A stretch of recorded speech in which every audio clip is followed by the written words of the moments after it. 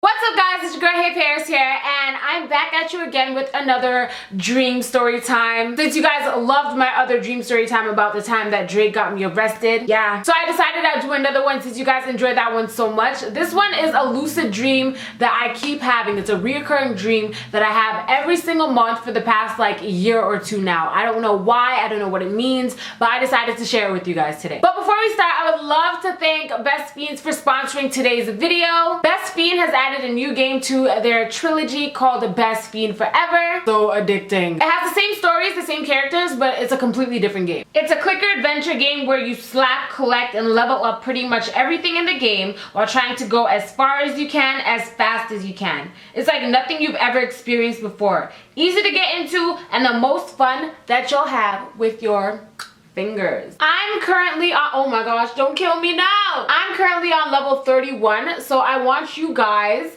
to download the game for free in the description box down below and let me know what level you're on. Try to beat me. So remember, click the link in the description box down below to download Best Fiends Forever for free.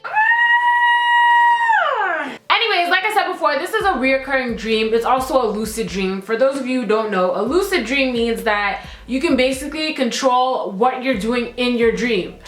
So it's pretty cool. Now let me explain to you what the dream is before I even go into the whole lucid part of the dream. So for some reason, I was like this tall. I was like the size of a mouse or smaller. Like everything I'm looking up at is like 15,000 times bigger than what it should be. I'm talking about my bed. I'm looking up like this to see my bed. My TV is bigger than a movie screen. The lace on my shoe is like this big in my face. It's stupid. It's dumb. So I hop my little tiny self off my bed. It takes me like 2 minutes to jump off of my bed onto the floor. That's how small I am. And I'm running towards the front door of my house. Now, I'm too small to, okay, my camera's about to die. Hold on.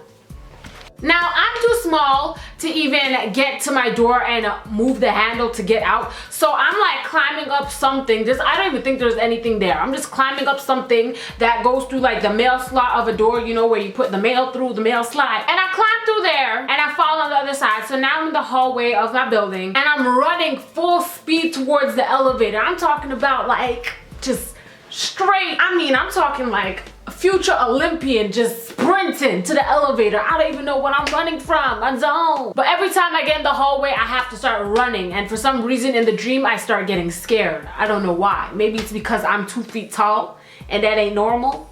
I don't know. As I'm running, I'm getting bigger. I'm turning into like my normal size self. I press the elevator button and I'm standing in the elevator waiting to get to the lobby. I'm just like, hey, hurry up, I'm scared, I'm scared. The elevator door, not door, the elevator floor opens like this and I drop straight down into a pool of yellow jello.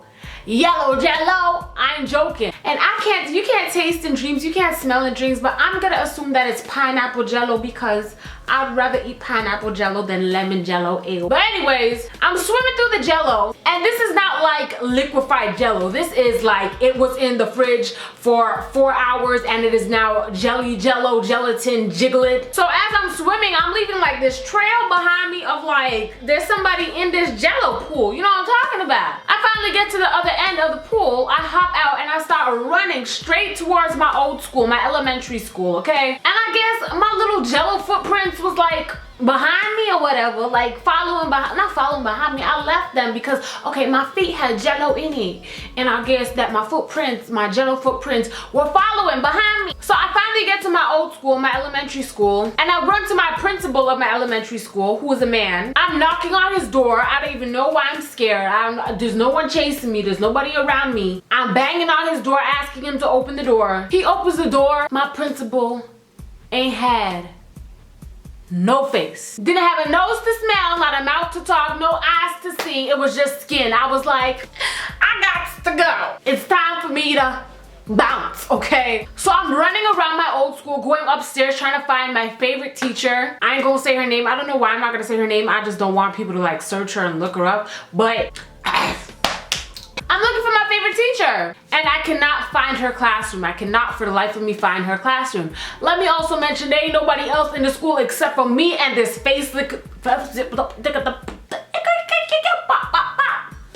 I I can't speak today. This faceless principal. So I run into this classroom and I put myself in a cabinet, like I close the cabinet behind me, and I'm trying my best not to breathe. This is now feeling like a movie, okay? So I'm in the little cabinet like,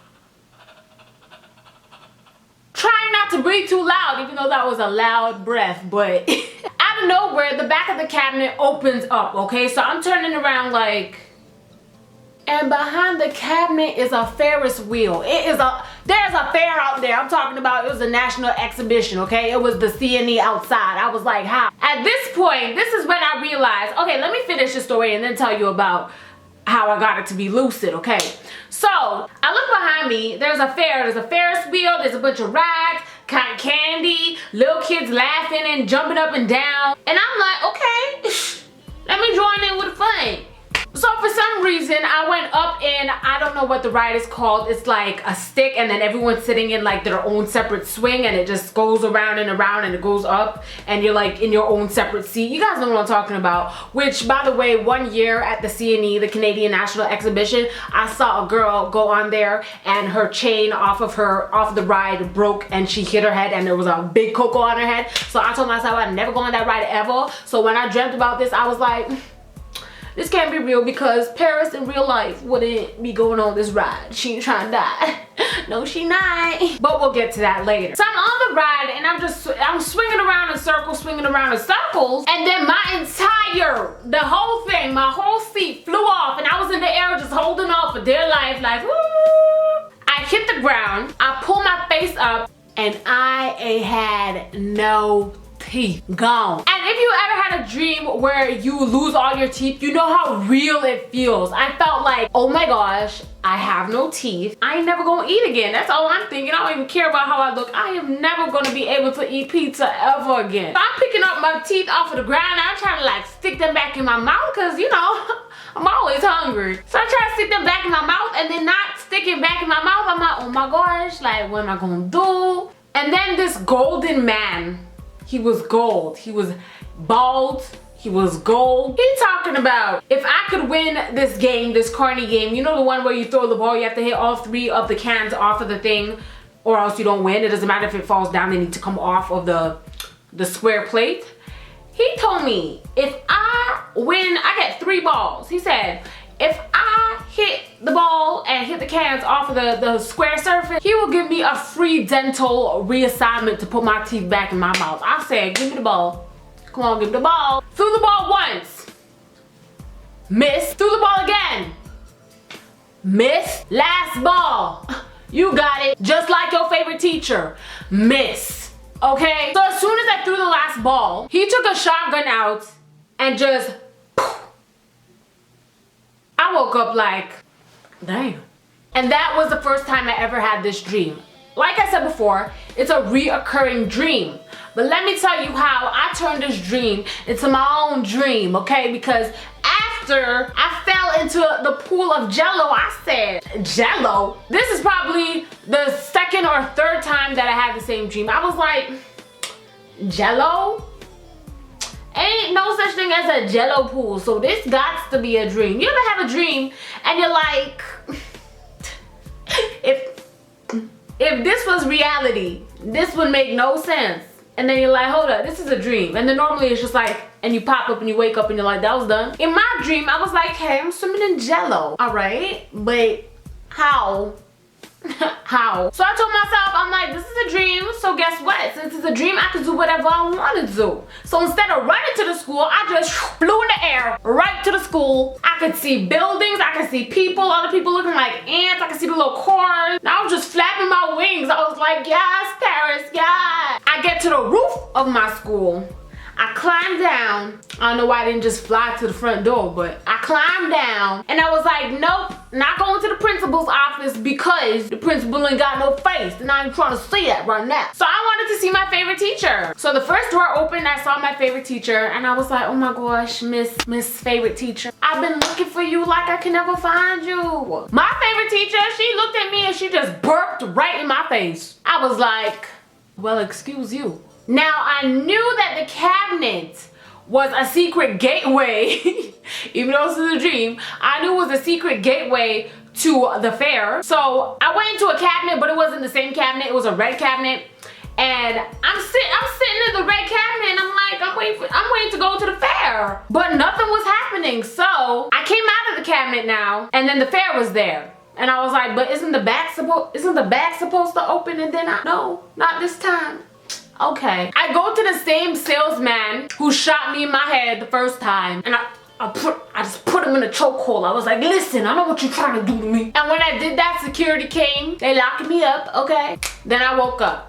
Now, every time that I have this dream, something different happens. But one thing that never ever changes is that all my teeth fall out. All of my teeth, everything. Like when the security guards threw me into the prison, they hit me on a wall and all my teeth fell out. There was another time when I entered into the Jello swimming pool and I hit my face on the bottom of the swimming pool, all my teeth fell out. The guy who was telling me to play the game, I spit in his face and teeth were flying out of my mouth.